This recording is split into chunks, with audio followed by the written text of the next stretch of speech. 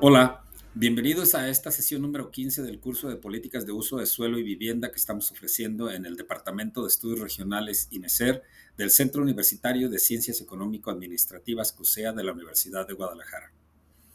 Si has seguido este curso, sabes que esta es la sesión número 15 y es la sesión de las conclusiones finales. Si accidentalmente caíste en este video y no has seguido el curso, sabes que ahí hay 14 videos previos a este que puedes consultar y que estamos usando el libro Extraterrenal, Cómo hacerse de una casa con o sin ayuda del gobierno, publicado por la Academia Jalisciense de Ciencias, que nos está sirviendo como libro de texto para este curso. El libro está disponible en línea en Amazon y está disponible eh, en forma impresa en Mercado Libre.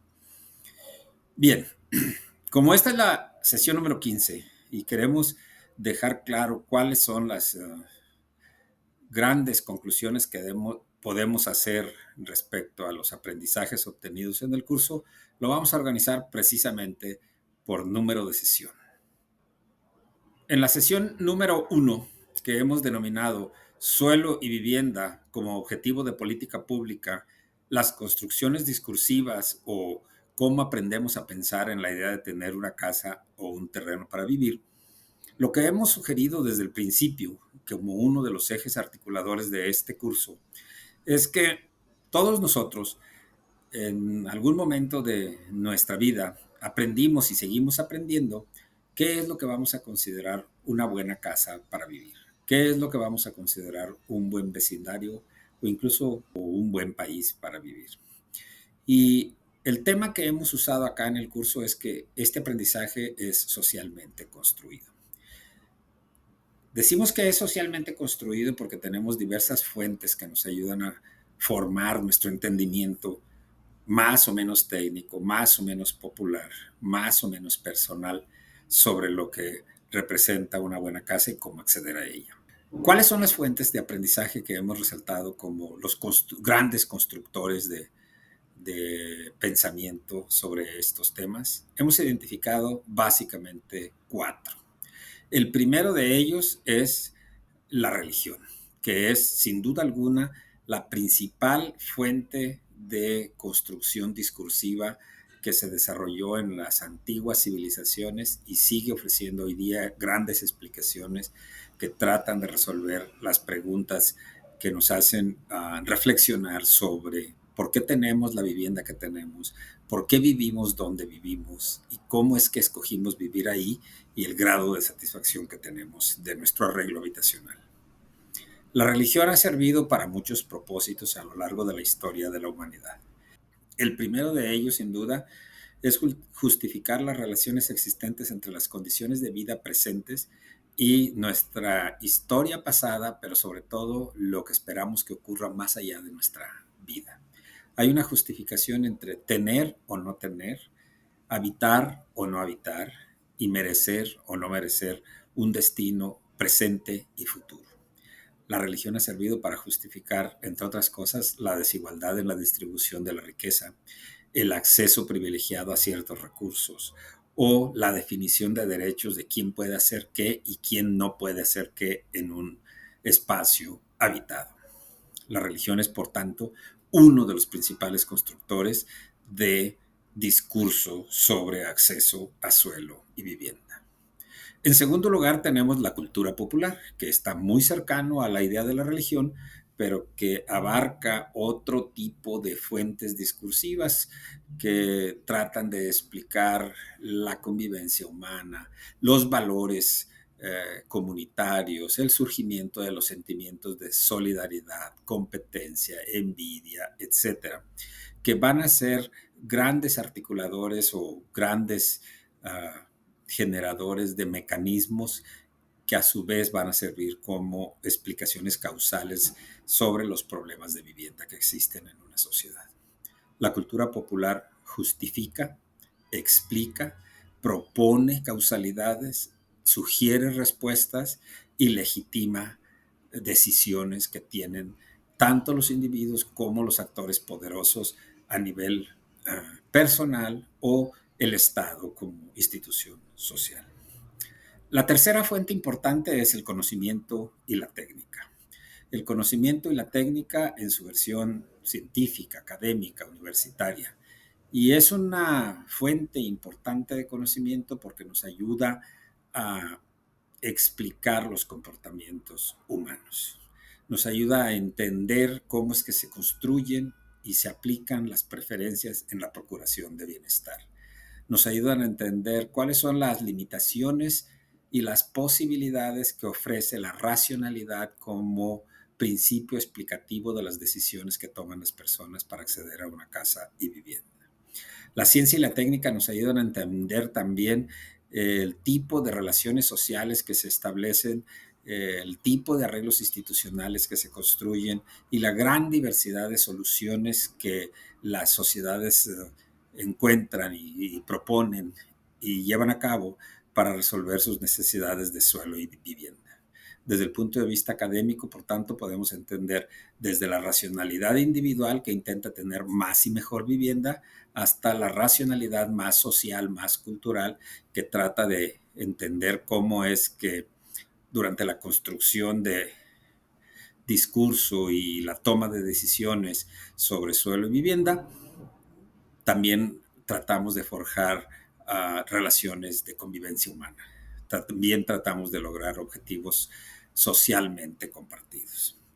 La cultura popular construye justificaciones, como decíamos, de quién merece tener más, por qué algunas personas consiguen una mejor vivienda, por qué otras viviendas están muy deplorables, etcétera.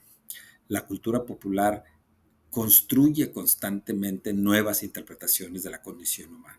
Y esto lo podemos observar en canciones, corridos, películas, eh, todo tipo de producciones culturales que van a ofrecer pequeños hints, pequeñas situaciones que en conjunto van construyendo un discurso elaborado sobre lo que podemos hacer para tener mejor casa. Lo podemos ver en forma de parodias, lo podemos ver en forma de comedias, lo podemos ver en forma de tragedias, pero el hecho es que vamos haciendo interpretaciones discursivas al respecto.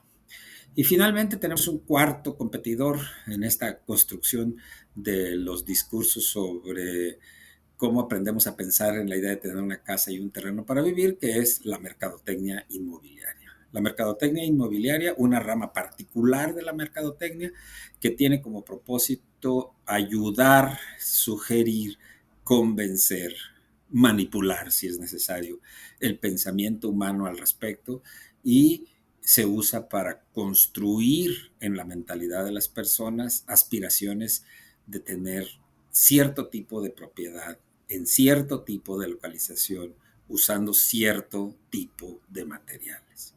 A partir de la mercadotecnia inmobiliaria, por ejemplo, no es que lo aprendemos, pero sí aprendemos a maximizar esa perspectiva que la privatización es una de las opciones que tiene la humanidad para resolver sus necesidades. La privatización de bienes comunes, el uso de bienes compartidos designados con títulos de propiedad para que ciertas personas puedan tener acceso a bienes, etcétera. La mercadotecnia inmobiliaria va a tratar siempre de convencernos de que debemos de comprar ahora, de comprar aquí y de que no hay mejor momento para comprar algo. Eso es la gran aportación que tiene la mercadotecnia inmobiliaria. Y a lo largo del tiempo va a ir creando, o más bien incorporando, nuevos elementos discursivos como evidencias de que eso es precisamente a lo que aspiramos. Cuando decimos la mercadotecnia inmobiliaria en este contexto, no estamos hablando solamente sobre la mercadotecnia, sobre un tipo de desarrollo inmobiliario, una casa, un fraccionamiento, una ciudad, sino todo un complejo mercadológico que abarca soluciones de movilidad, soluciones de localización, maneras de producir, formas de organizar nuestra vida cotidiana, el uso y la distribución del espacio público y el espacio privado y en general la construcción de soluciones urbanísticas que todo el mundo le gustaría tener.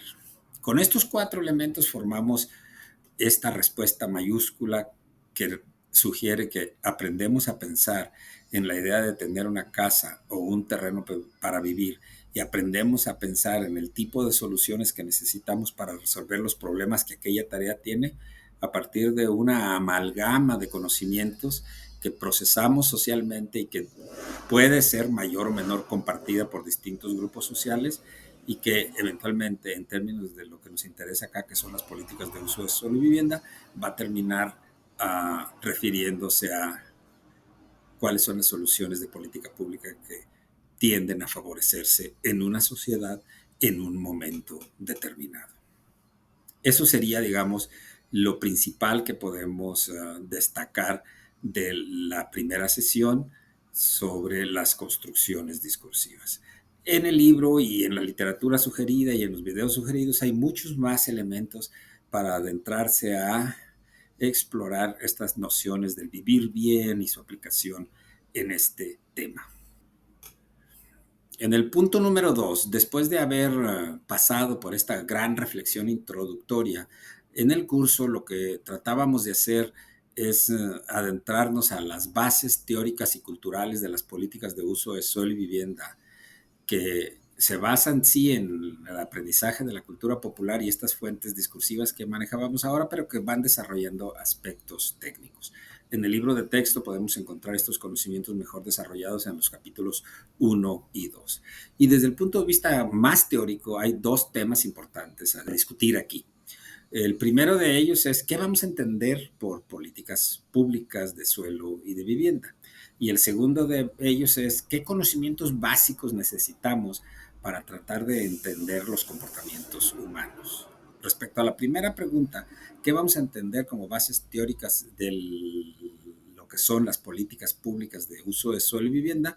Lo que podemos proponer es una definición muy básica y elemental, pero que va a ser muy potente y que fue muy potente a lo largo de todo el curso, que es muy sencilla y sugiere que las políticas públicas de uso de suelo y vivienda son todas aquellas acciones que lleva a cabo el Estado para influir en el comportamiento de los actores que participan en los mercados de suelo y vivienda. Y cuando decimos influir en los comportamientos de los actores que participan en los mercados de uso de suelo y vivienda, nos estamos refiriendo a no solo la oferta y la demanda en el sentido clásico de quién ofrece vivienda y quién compra vivienda, sino todos los que participan desde el lado de la oferta, que abarcan constructores, desarrolladores, financieros, expertos de distintas disciplinas, proveedores de materiales, etcétera. Es decir, todo el complejo industrial y de servicios que está del lado de la oferta y que hacen posible que una casa exista, que un fraccionamiento se desarrolle, que una ciudad crezca. Y del lado de la demanda vamos a poner todos los demandantes, personas de distinto tipo, grupos, organizaciones que hacen actividades para facilitar el acceso o para lograr el acceso a suelo y vivienda. Estamos hablando de individuos de distintas edades, familias de distintos ingresos y orígenes, distintas trayectorias humanas en lo que se refiere más adelante como las trayectorias habitacionales, organizaciones colectivas, comunitarias, etcétera, que tratan de aproximarse al mercado de suelo y vivienda y dejar su huella de alguna manera, induciendo ciertos tipos de comportamientos. Es en el cruce de este concepto de oferta y este concepto de demanda en donde las políticas de uso de suelo y vivienda intervienen. Intervienen tratando de influir en los comportamientos. Y para sistematizarlo a lo largo del curso trabajamos la idea de que hay tres decisiones importantes que un consumidor de suelo y vivienda prácticamente realiza. Estas son la selección de una localización, la selección de un tipo de terreno o de casa o construcción y los materiales utilizados en la provisión de vivienda. En estas tres decisiones vamos a poder ver los comportamientos manifiestos de los consumidores. Y es para atender estos tres tipos de decisiones que todo el complejo de industrial y de servicios que está del lado de la oferta van a tratar de responder. Vamos a tratar de construir colectivamente un mercado inmobiliario y de ahí va a surgir un sinfín de comportamientos que las políticas de uso de suelo y vivienda van a utilizar. Algunos aspectos básicos del segundo tema teórico importante es qué conocimientos necesitamos saber. Pues necesitamos tener un entendimiento más o menos claro de las preferencias, de las estructuras del mercado, si son oligopólicos, monopólicos, monopsónicos, etcétera. Necesitamos saber algunos conocimientos claros sobre las preferencias de los consumidores, sus comportamientos reales en términos espaciales, por sus aspiraciones, cómo ellos construyen la idea de satisfacer sus necesidades de vivienda, si lo hacen desde un punto de vista puramente racional, y acá lo que sugerimos es que también lo hacen desde una perspectiva más relacional, pensando en el contexto en el que viven, en las comunidades en las que viven. Con estos dos grandes fuentes de conocimiento sobre la estructura de las políticas públicas y sus usos, y sobre la estructura y el comportamiento de los actores del mercado y sus preferencias y sus maneras de realizarlo, empezamos a resolver esto que llamamos las bases teóricas de las políticas de uso de suelo y vivienda. En el tema 3, que es el objetivo de las políticas, que es influir en las decisiones para acceder a buenas localizaciones y decisiones fuera de lugar, hacemos un énfasis más detallado sobre cómo las personas toman sus decisiones de vivienda. El objetivo de las políticas es obviamente maximizar el bienestar de la sociedad. Y para maximizar el bienestar de la sociedad, lo que tenemos que hacer es crear más opciones de suelo y vivienda para los distintos tipos de población. Aquí vale la pena resaltar otro tema importante que hemos estado siguiendo a lo largo del curso, y es esta idea de que las soluciones, por muy individuales que parezcan de las necesidades de vivienda, en realidad tienen lugar en medio de macroprocesos que están ocurriendo en la humanidad. Estamos hablando de soluciones de vivienda que parecen muy locales, pero que contribuyen a resolver o agudizar problemas sociales más amplios y viceversa. Hablamos de problemas sociales, geopolíticos, económicos, etcétera, muy amplios, que de alguna manera restringen o facilitan el acceso a suelo y vivienda. Entonces, cuando decimos que el objetivo de las políticas es influir en las decisiones para acceder a una buena localización y decisiones fuera de lugar, estamos diciendo que de alguna manera la sociedad necesitamos al Estado para que nos ayude a resolver los problemas del mercado inmobiliario. Necesitamos al Estado para evitar que la provisión de suelo y vivienda adquiera lo que se conoce clásicamente en la teoría como fallas de mercado. Esto es desinformación, monopolio, competencia imperfecta, abuso del consumidor, etcétera. Y necesitamos también al Estado para inducir comportamientos favorables al acceso universal de suelo y vivienda y desfavorables a las posibilidades que los grupos sociales más desprotegidos tienen para acceder a vivienda. ¿Cuáles serían estas condiciones desfavorables? Pues las soluciones urbanísticas que privatizan el espacio público, que optan por soluciones privadas en la provisión de bienes compartidos, que agudizan la desigualdad social, que ofrecen soluciones de seguridad de corto plazo y de espacios reducidos en vez de resolver un problema más amplio de la provisión de la seguridad como un bien público, que distorsionan el consumo de los bienes naturales, etcétera. Ese tipo de comportamientos. Las políticas tratan de hacer eso. Más adelante vamos a ver que las políticas tienen una estructura y que parte de su estructura, como está de diseño construido, uno de los elementos importantes es el uso de instrumentos para motivar comportamientos o desmotivar comportamientos adversos. Pero en la sesión 3, esto es lo que nos importa destacar. En la sesión 4, que en el curso hemos denominado la invención de la regulación de los usos de suelo como manera de enfrentar el cambio urbano y diversificar la oferta de vivienda, lo que hicimos fue prácticamente, y eso también está plasmado en el capítulo 4 del libro extraterrenal, lo que hicimos fue rastrear para el continente americano, para México en particular, el origen de la regulación de los usos de suelo. ¿Cómo es que surge la regulación de los usos de suelo? Y para no andarnos por rodeo, lo que hicimos fue centrarnos en la discusión de la experiencia de Nueva York. ¿Por qué? Bueno, porque Nueva York, como es todavía la ciudad más global del planeta, pues obviamente no se hizo es como Roma, ¿no? No se hizo en un día. Y entonces una parte importante de lo que hoy es Nueva York es resultado de cómo en algún momento, hace aproximadamente 100 años, ellos empezaron a desarrollar una regulación de usos de suelo y el uso de instrumentos de política pública que tenían como propósito enfrentar el cambio urbano. En ese caso de ellos, pues desde el principio se plantearon una ruta de cambio urbano que permitiera construir lo que luego los economistas neoclásicos llaman una ciudad ganadora. Una ciudad ganadora en el sentido de coronarse como la principal ciudad del sistema urbano de Estados Unidos y contemporáneamente una ciudad ganadora porque sigue siendo, como decíamos, la principal ciudad global del planeta. Entonces, esa ruta de cambio urbano en gran medida se ha logrado mediante el uso de la regulación del uso del suelo y el uso de diversos instrumentos que tratan de acomodar los dilemas entre protección de necesidades personales, familiares, cotidianas y procuración de grandes objetivos urbanísticos.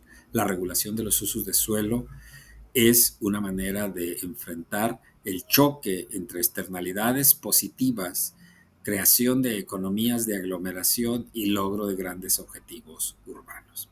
¿Cómo se hizo? Pues como suele suceder en estos casos, adaptando de otras soluciones que ya se estaban aplicando en otro lugar, principalmente en Europa, principalmente en Alemania. Por allá, por los años 30, en 20 incluso del siglo pasado, en Nueva York se les ocurrió que necesitaban la regulación de los usos de suelo. Y la regulación de los usos de suelo lo que hizo fue introducir masivamente un instrumento de política que seguimos usando en las ciudades contemporáneas, también en México, que es básicamente definir para qué se puede usar el suelo.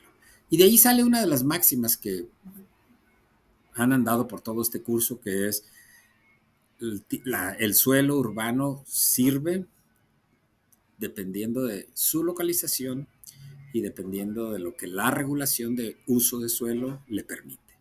De tal manera que si tenemos la coincidencia entre una buena localización en la ciudad y una buena regulación de los usos de suelo en esa ciudad, lo que podemos esperar, observar, es el uso óptimo en el sentido económico y social del término de cada predio de la ciudad. Esto es lograr una estructura urbana que sea funcional, de acceso universal, que resuelva las necesidades sociales de la población, que permita acumular riqueza, que permita distribuir los impactos positivos y negativos de una manera más justa y que haga que una ciudad pueda lograr sus grandes propósitos urbanos en los sistemas urbanos en los que está inmersa y participando.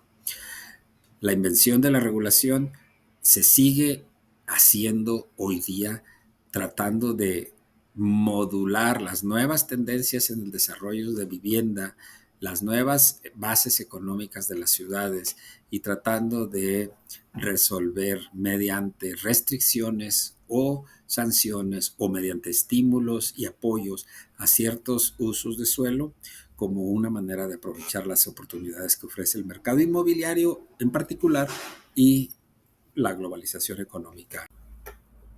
Un aspecto clave que importa destacar como aprendizaje de la sesión 4 es que independientemente de si las políticas de uso de suelo y vivienda se están haciendo para una metrópolis gigante, una ciudad media o un pueblo pequeño, las políticas que se impulsan deben de responder tanto a las dinámicas urbanas observadas en la experiencia pasada, remota, pero reciente también, como al tipo de dinámicas urbanas que se busca lograr para dirigir el destino de la ciudad.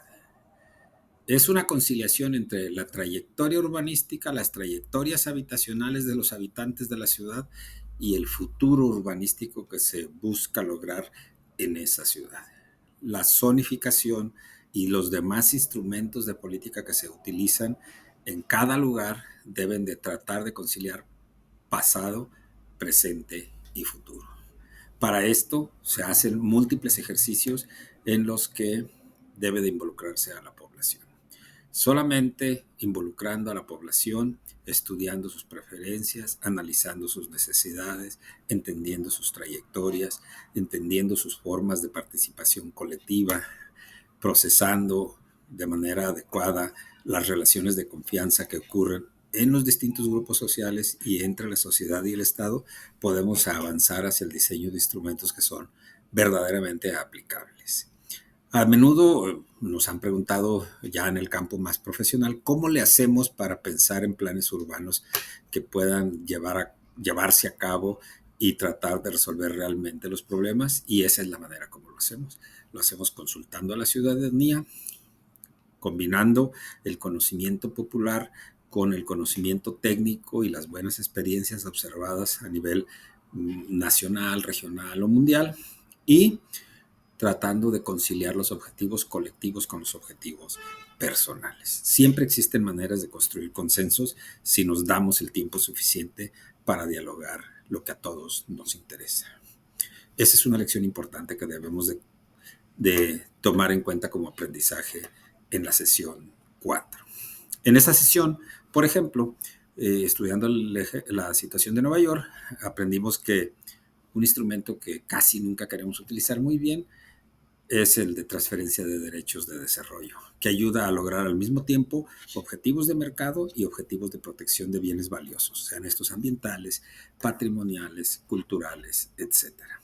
De esa manera podemos resolver la contradicción aparente que existe entre el crecimiento urbano y la protección de lo que nos interesa y que consideramos valioso. A menudo en el debate público me llama mucho la atención cómo de repente grupos, incluso de gente que conoce sobre el tema, surgen como defensores de una manera de hacer ciudad en particular. Sea esta caracterizada por el crecimiento horizontal, el crecimiento vertical, un tipo de soluciones urbanísticas para acceder a suelo y vivienda, etc. Y a veces se defiende un tipo de solución que tal vez demostró ser efectiva en el pasado, pero que ya no es adecuada en el presente. Y esto lo podemos ver en la práctica en conflictos comunitarios.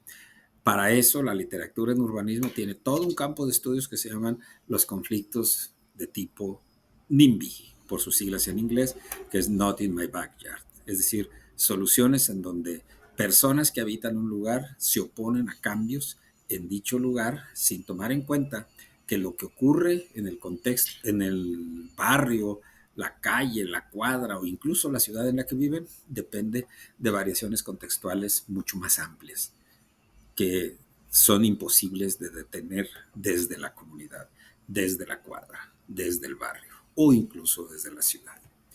Un ejemplo de esto sería qué puede hacer una ciudad como Guadalajara para evitar el crecimiento del sector industrial si el sector industrial contemporáneo que está conectado a la globalización, que nos obliga a comunicarnos de manera eficiente con los principales nodos de distribución comercial a nivel internacional, nos demanda suelo que a lo mejor ya no tenemos y nos demanda soluciones urbanísticas que a lo mejor no estamos tan dispuestos a usar. Y entonces ahí tenemos el dilema de transformamos la ciudad, resolvemos sus problemas colectivos para enfrentar esta nueva situación o dejamos de crecer. Y si dejamos de crecer, entonces dejamos de crear empleo, dejamos de crear oportunidades y empieza una espiral hacia abajo, hacia la desinversión. Ahí lo dejamos como un ejemplo importante y eso es el tipo de contradicciones que, por eso es que usamos la ciudad de Nueva York como ejemplo en la sesión 4.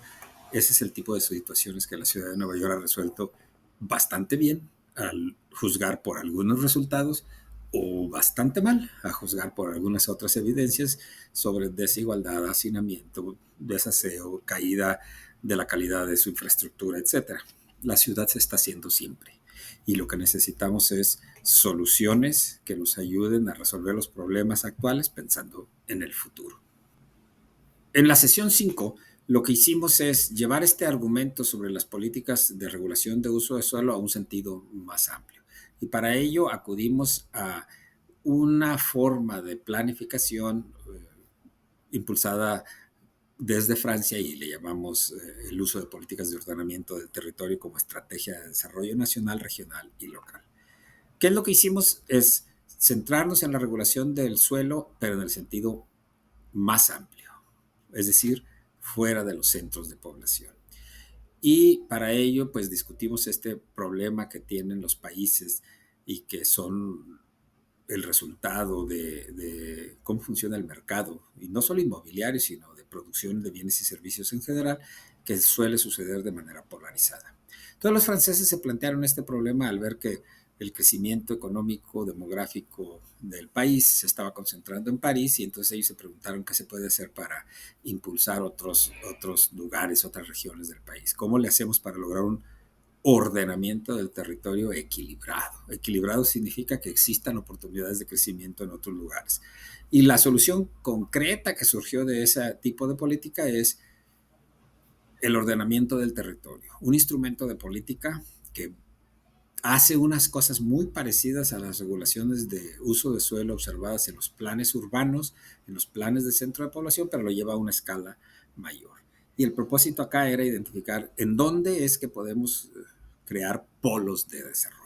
Entonces, desde los orígenes de los tiempos de este tipo de instrumentos surgió como una solución la creación de polos de desarrollo. Eso ha tenido muchos nombres en la práctica. Ahora se llaman zonas estratégicas, zonas especiales, centros integralmente planeados, en turismo, por ejemplo, y cosas por el estilo. Pero en la práctica es básicamente lo mismo. Es tratar de conciliar las aptitudes del territorio y luego encima de esto le hemos agregado la cuestión ambiental. Pero de lo que se trata es eso, a conciliar las aptitudes del territorio con las necesidades de desarrollo económico y cómo conciliar estos objetivos que son contradictorios de origen. En la práctica, lo que tenemos en México, por lo menos, es una serie de planes de ordenamiento del territorio. En la sesión 5 hablamos en extenso sobre esto, hablamos de distintos tipos de planes regionales, nacionales, locales, marítimos. Es una serie de ordenamientos que hemos ido creando y, por cierto, no podemos avanzar más allá sin decir que hay unas contradicciones enormes a veces entre las políticas de ordenamiento del territorio en el sentido amplio y los planes de regulación de uso de suelo en el sentido urbano, porque cuando las ciudades que están creciendo tratan de incorporar nuevos terrenos a usos urbanísticos, chocan con lo establecido en las políticas de ordenamiento del territorio. Y ahí pues ni contamos la cantidad de problemas que hay que resolver de conciliación de intereses. Acá importa destacar en la sesión 5 que los aprendizajes que resaltamos para la sección 4 sobre participación ciudadana, el papel que tiene el Estado, los intereses económicos, etcétera, también se trasladan a esta escala de planificación que es la escala regional o nacional o ya del perdido municipal. Y pues nos van a generar una serie de dificultades que pueden enfrentarse otra vez con planeación participativa, con el uso de instrumentos adecuados, así como a nivel urbano existen las transferencias de desarrollo, a nivel regional o incluso a nivel internacional existen los bonos ambientales que permiten conciliar objetivos de protección ambiental con objetivos de desarrollo económico. Ese es el tema principal que tratamos en la sesión 5. En la sesión 6 continuamos un poco con esta discusión y rescatamos uno de los grandes temas que hay en este curso, y es este de que las soluciones urbanísticas, incluso a nivel individual, las soluciones habitacionales a nivel personal, familiar, colectivo, etcétera, se acumulan. Y que hay una relación entre los grandes procesos de cambio en la humanidad con la manera como accedemos a suelo y vivienda en el sentido cotidiano del término. Y que una manera de pensar esa relación es pensar que los usos de suelo y las formas de acceder a vivienda tienen implicaciones en un proceso macro como es el cambio climático. Entonces acá lo que queríamos destacar es que no debemos de perder de vista estos macroprocesos como referente a la hora de diseñar políticas de uso de suelo y vivienda, si es que estamos viéndolo a nivel del Estado, o como referente para la toma sencilla de decisiones a nivel personal, familiar, colectivo. Cuando tratamos de relacionar esta pequeña escala de toma de decisión, que es la decisión personal de acceder a suelo y vivienda, o esta pequeña decisión, que es la decisión de regular los usos de suelo como política municipal, estatal o nacional, con los macroprocesos, pues debe de quedarnos claro que hay una relación directa entre una cosa y otra. Tratamos de cambiar las prácticas para lograr objetivos concretos en un proceso tan amplio como el cambio climático. Como dicen por ahí, a veces resulta complicado pensar en el cambio climático si en tu casa no tienes agua todos los días. Y cuando tienes agua, pues la quieres usar lo mejor posible, o por lo menos eso se esperaría. Pero el hecho es que sí podemos pensar que las decisiones cotidianas se acumulan hasta generar un cambio que parece fuera del alcance de nuestras manos. La solución acá es diseñar políticas públicas que se dirijan a comportamientos concretos que se quieren cambiar y que ofrezcan como recompensa al cambio en el comportamiento bienes tangibles. Ahorro en el consumo de energía, mejoramiento en la calidad del agua, reducción de tiempos de desplazamiento de la casa al trabajo, a la escuela, etcétera, mejores condiciones para vivir climáticas, etcétera. Si nosotros logramos hacer esa conexión entre la satisfacción que las personas encuentran y el tipo de política que estamos impulsando, es más sencillo que decirle, si cambias un foco vas a contribuir a reducir los efectos invernadero del desarrollo industrial. Suena muy lejano.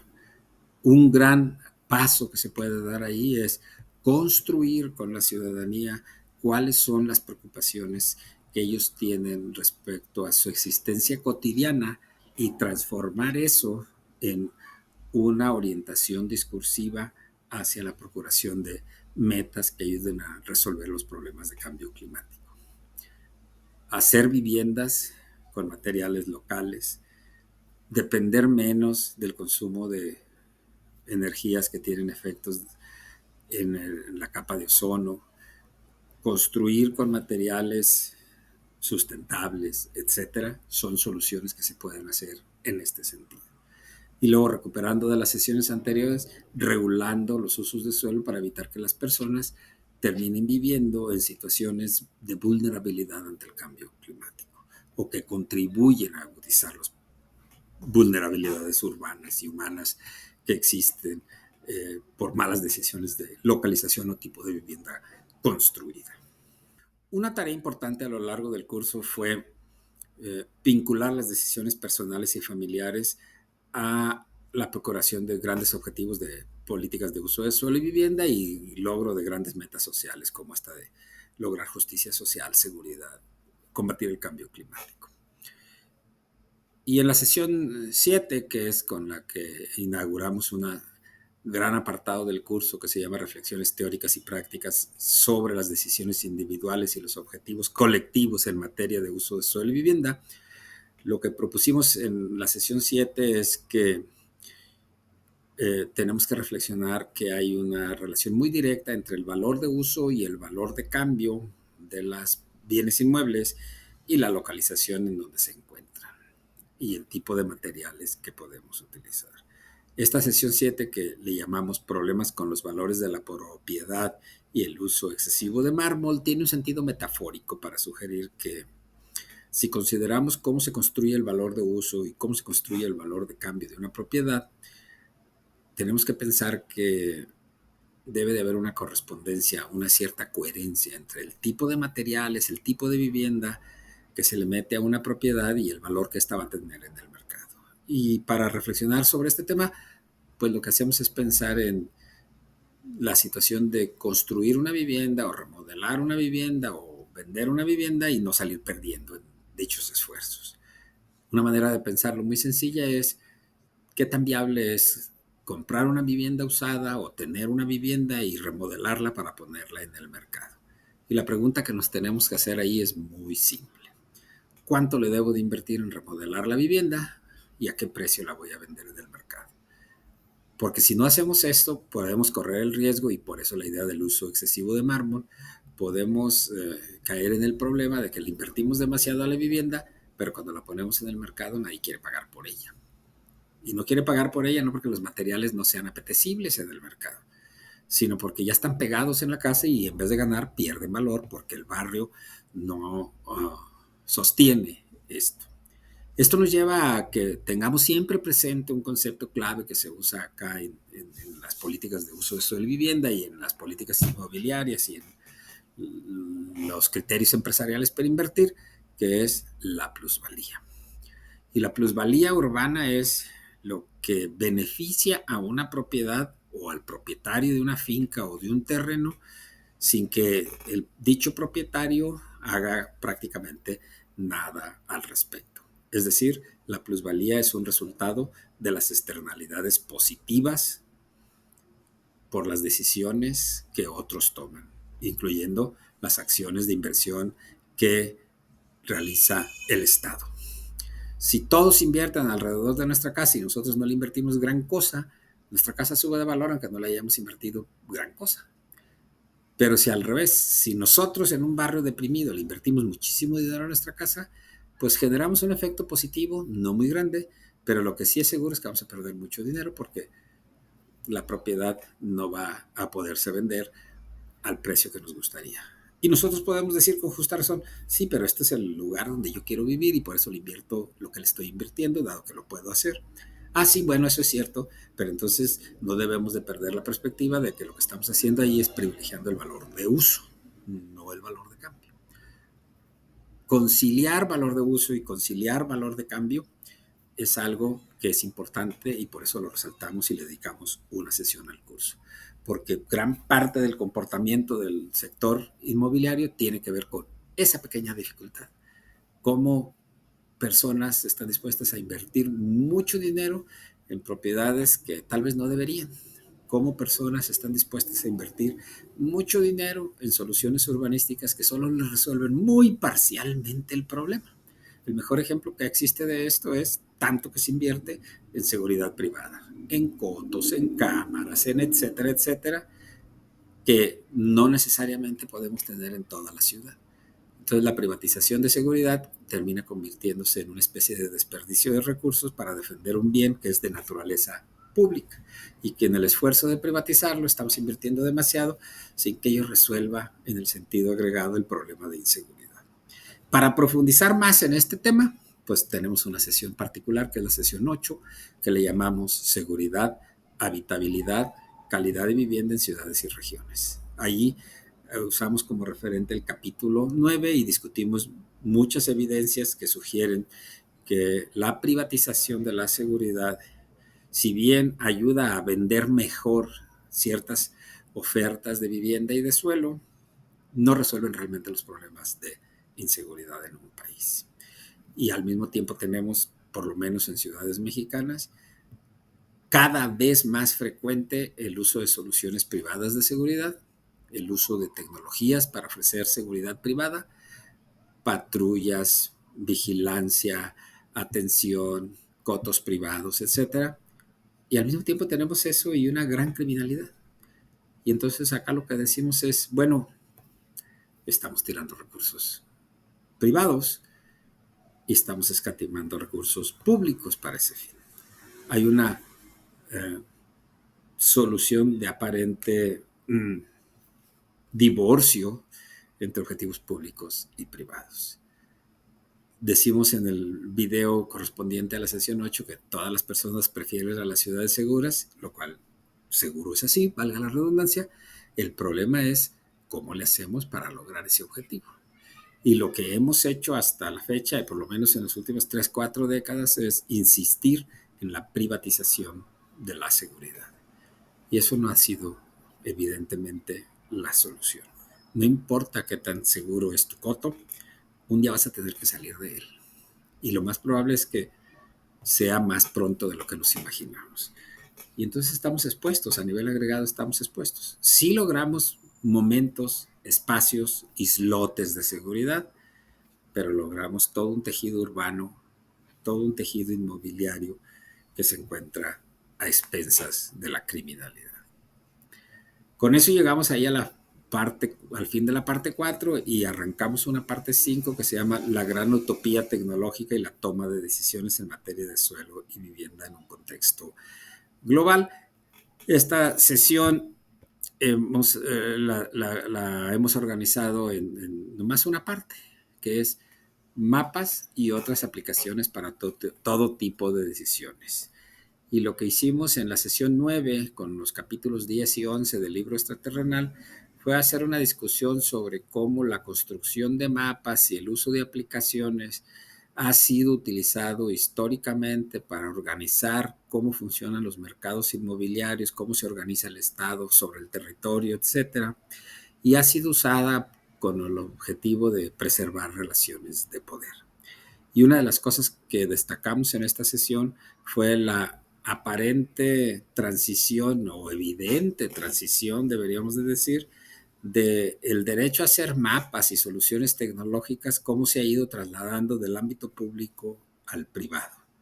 Los mapas que originalmente hacían los entes poderosos ahora son hechos en tiempo real por las corporaciones multinacionales de las tecnologías de información y comunicación. Los mapas que construían y usaban los emperadores, los papas, etcétera, ahora los usan los directores de Facebook, Twitter o como se llame ahora, Google, etcétera, etcétera, para llevar un monitoreo geolocalizado de los comportamientos humanos para las cosas más triviales, no solamente para suelo, acceder a suelo y vivienda, que es uno de los grandes temas. Acá, pues, el gran dilema político que existe es qué tanto vamos a confiar en las corporaciones para tener las bases de datos que hacen posible los mapas interactivos y las aplicaciones que nos ayudan a encontrar soluciones de suelo y vivienda. Y parece que sin darnos cuenta estamos dando pasos agigantados a un debilitamiento relativo del Estado, ya no se diga del consumidor, frente a un fortalecimiento de la multinacional de las tecnologías de información y comunicación. Ahí hay todo un gran tema para pensar las implicaciones que esto tiene en la procuración de objetivos sociales. Luego, bajo el tema negociación de los usos de suelo, hemos agrupado 5 sesiones importantes que nos ayudan a integrar todo lo anterior. En el capítulo 12, que lo discutimos en la sesión 10 del curso, hablamos del gran juego de planificar el uso de suelo. Y acá lo que hicimos fue básicamente adentrarnos a este problema de qué tipo de soluciones podemos construir en la sociedad.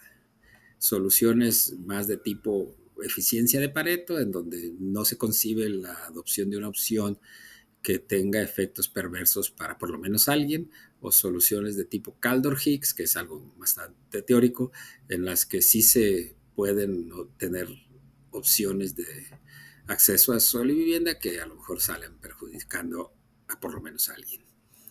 Entonces, acá hicimos un experimento ahí de juego con 3 jugadores y eso, porque nos interesaba demostrar que en el gran juego de planificar el uso del suelo y el acceso a vivienda, es posible desarrollar 2 grandes tipos de estrategias de negociación. Las negociaciones de tipo suma cero, en donde los jugadores tienen siempre estrategias de carácter distributivo y lo que quieren es pues obtener la tajada más grande del pastel, lo cual conduce a conflictos a veces irresolubles o incluso muy violentos, y las soluciones de tipo de creación de valor, en donde lo que se hace es que se trata de construir un consenso a partir de los intereses estudiados, dialogados, consensuados de los distintos jugadores. Y las opciones de creación de valor parten del supuesto de que no todo el mundo valora las mismas situaciones todo el tiempo. De esta manera es posible construir opciones de valor, maximizar el valor escuchando las preferencias de los distintos jugadores. Un tema muy interesante que se puede usar muy bien en el diseño de políticas de uso de suelo y vivienda, incluyendo los planes de zonificación urbana. En la sesión 11, continuando con esa discusión, hablamos sobre la evaluación de impactos y riesgos de usar el suelo sin cuidado, porque el propósito de esta sesión era meternos a la discusión de cómo hacemos evaluación de impacto y rescatar de los hilos conductores del curso esta idea de todas las acciones que los humanos tomamos todos los días a nivel individual, a nivel colectivo, a nivel familiar, generan impactos que se van acumulando. Y una manera de ver esto es bajo la metáfora de la gota que derramó el vaso o la paja que le quebró la espalda al camello, que es la misma idea en distintas culturas, que es la idea de que tomamos decisiones en forma cotidiana sin preocuparnos sobre cuáles son las implicaciones que esas decisiones tienen. Pero nos damos cuenta a veces cuando es demasiado tarde y pensamos que el responsable de la tragedia, la situación adversa, el gran problema, la crisis, el congestionamiento vial, la falta de agua, etcétera, etcétera, se deben al último usuario que se agregó. Y no es así. El último usuario simplemente puso su granito de arena en un bloque que estaba por terminarse. Porque todos los anteriores fueron tomando decisiones, pero como fue posible ir evadiendo la responsabilidad del impacto, no nos podíamos a pensar en él. En la sesión 11 hablamos de esto y exploramos de alguna manera cuáles son las dificultades que tiene la hechura de evaluaciones de impacto a nivel urbano, ambiental, económico, etcétera, que tiene que ver con el uso sistemático de información para dar cuenta de cómo una acción altera el comportamiento preexistente de variables que nosotros analíticamente habíamos llamado línea de base. Y cuando hablamos de evaluación de impacto, entonces, pues analíticamente reflexionamos sobre la existencia de impactos directos, impactos indirectos, áreas donde ocurren los impactos, áreas núcleo, áreas de impactos directos, áreas de impactos indirectos, la tipología de impactos que hay en los estudios analíticos, urbanos, ambientales, sociales, etcétera, y cómo todos comparten una metodología similar, que es la línea de base, el análisis detallado de los cambios en los indicadores debido a ciertos tipos de decisiones y el rastreo de la acumulación de los impactos como una manera de entender hacia dónde se está moviendo una sociedad. Esto es muy importante en políticas de uso de suelo y vivienda porque evidentemente este es uno de los temas en donde los impactos se acumulan. Si no, si se cuesta trabajo entender esto, simplemente veamos la basura, cómo se acumula. En una semana que no pasa el camión de la basura ya tenemos un problema casi inmanejable, por lo menos a nivel de la comunidad. Y así como eso podemos hablar de las emisiones a la atmósfera, la generación de residuos tóxicos, la contaminación del agua, la erosión de bosques, etcétera. Y todo en una aparente dinámica en el que si nos hacemos oxisos, pues podemos decir, parece que no hay responsables, cuando en realidad todos somos responsables. En esa sesión 11 hacemos una reflexión sobre esos temas y sugerimos literatura que nos ayuden a profundizar en el concepto. En la sesión 12, pues discutimos un tema que a veces se nos olvida, que es el tema del espacio público como un bien de uso compartido a nivel urbano y su relación con el valor de uso y el valor de cambio de las viviendas. Y vemos cómo el espacio público es un bien importante y tiene efectos positivos si es que lo cuidamos bien. Y entonces acá sugerimos una metodología para analizar espacios públicos y evaluar cómo se podría mejorar su condición y cómo se podría estimular su uso como un bien público que es, o por lo menos un bien de uso compartido.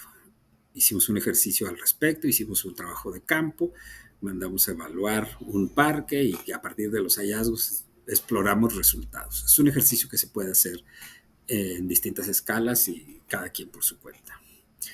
En la sesión 13 tratamos de empezar a cerrar el curso con esta discusión sobre casa, ciudad y globalización, y usamos mucho como referente el ascenso de China a la economía mundial y las implicaciones geopolíticas y de urbanización que tiene el surgimiento de un modelo de ciudad china, que es un modelo basado en el monitoreo constante de los comportamientos, en el ordenamiento rígido del suelo por parte del Estado, en el manejo de las plusvalías como estrategia de capitalización y en el uso de soluciones cuasi privatizadoras del espacio público y un uso intensivo de tecnologías de información en el hogar para que de preferencia no salgamos a la calle. Y, por ejemplo, hablábamos de la importancia de considerar a China como referente porque parecería que cuando pensamos en la globalización estamos hablando de algo tan general, de lo cual no es tan importante que hablemos cuando estamos discutiendo políticas de uso de suelo y vivienda, por ejemplo, si estamos haciendo esto en un pueblo pequeño o en una ciudad media. Y lo que nosotros discutimos acá implica que sí debemos de considerar esto y que si tenemos dudas simplemente pensemos qué es lo que le pasó al mundo con el COVID. Y el COVID-19 que se convirtió en una pandemia que tuvo unas implicaciones que no dejaron lugar a dudas sobre lo que la globalización significa para la vida cotidiana de las personas. Y aunque allí no quedó tan de manifiesto el impacto urbanístico de la globalización, sí quedó claro que la solución fue el distanciamiento, que la solución fue la reducción de jornadas de trabajo, etcétera, y las implicaciones que esto tuvo fueron muy desiguales, porque hasta el COVID se distribuyó espacialmente de manera desigual, desde las primeras etapas, pero a lo largo de toda la pandemia.